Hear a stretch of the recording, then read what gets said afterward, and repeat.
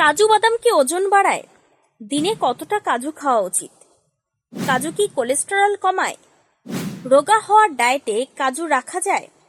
নুন দেওয়া কাজু কি ক্ষতিকর? কাঁচা কাজু খাওয়া কি ভালো? সকালে কাজু খাওয়া কি উপকারী? ডায়াবেটিসে কাজু খাওয়া নিরাপদ? বেশি কাজু খেলে কি হয়?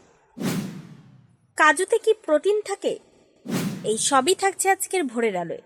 ওজন কমানোর কথা উঠলে অনেকেই প্রথমে ভাত, মিষ্টি, তেলে ভাজা এবং বিভিন্ন বাদাম খাওয়া কমিয়ে দেন। বিশেষ করে কাজু বাদাম নিয়ে বহু মানুষের মনে একটি প্রচলিত ধারণা রয়েছে, এটি নাকি খুব চর্বিযুক্ত, তাই বেশি খেলে ওজন বেড়ে যায়। সেই ভয়ে অনেকে ডায়েট থেকে সম্পূর্ণ বাদ দিয়ে দেন কাজু বাদাম।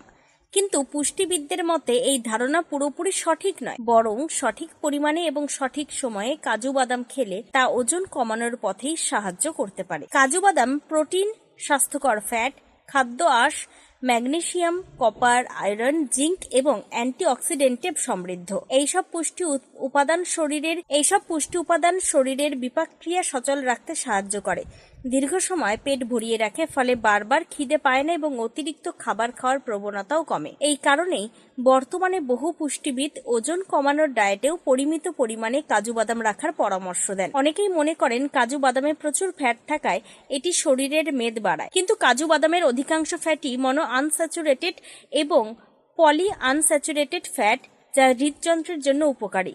এই স্বাস্থ্যকর ফ্যাট খারাপ কোলেস্টেরল কমাতে এবং ভালো কোলেস্টেরল বজায় রাখতে সাহায্য করে। তাই সীমিত পরিমাণে কাজু বাদাম খেলে কোলেস্টেরল বাড়ার আশঙ্কা খুবই কম। কাজু বাদামে থাকা ম্যাগনেসিয়াম শরীরের শক্তি উৎপাদন, পেশির কার্যকারিতা এবং রক্তে শর্করার ভারসাম্য বজায় রাখতে সাহায্য করে। পাশাপাশি এতে থাকা প্রোটিন ও খাদ্য আঁশ দীর্ঘক্ষণ পেট ভরিয়ে রাখে, ফলে অস্বাস্থ্যকর স্ন্যাক্স বা অতিরিক্ত ক্যালোরিযুক্ত খাবার খাওয়ার প্রবণতা কমে যায়। এই কারণেই অনেক ওজন নিয়ন্ত্রণের ডায়েটে কাজু বাদামকে স্বাস্থ্যকর স্ন্যাক্স হিসেবে রাখা হয়। তবে উপকার পেতে হলে কাজু বাদাম খাওয়ার নিয়মও জানা জরুরি। পুষ্টিবিদদের মতে একজন সুস্থ প্রাপ্তবয়স্ক মানুষ দিনে 6 থেকে 10টি কাজু বাদাম খেতে পারেন। চাইলে সকালে প্রাতরাশের পরে অথবা দুপুর ও রাতের খাবারের মাঝখানে স্ন্যাক্স হিসেবে খাওয়া যেতে পারে। এতে শরীরে শক্তি বজায় থাকে এবং অতিরিক্ত ক্ষুধাও নিয়ন্ত্রণে থাকে। কাজু বাদাম সবসময় কাঁচা বা হালকা ভাজা অবস্থায় খাওয়াই ভালো।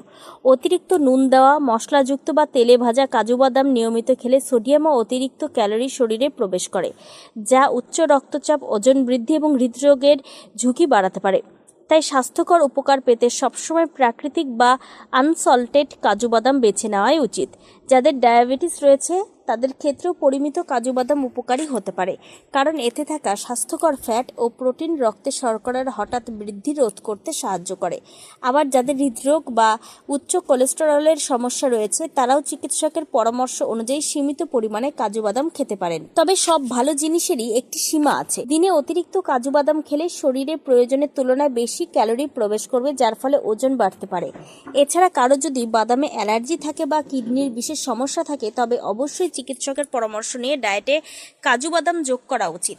সব মিলিয়ে কাজু বাদামকে ভয় পাওয়ার কোনো কারণ নেই, বরং সুষম খাদ্যাভ্যাস, নিয়মিত শরীরচর্চা এবং নিয়ন্ত্রিত পরিমাণে কাজু বাদাম খাওয়ার অভ্যাস ওজন কমাতে, কোলেস্টেরল নিয়ন্ত্রণে রাখতে এবং শরীরকে প্রয়োজনীয় পুষ্টি যোগাতে গুরুত্বপূর্ণ ভূমিকা রাখতে পারে।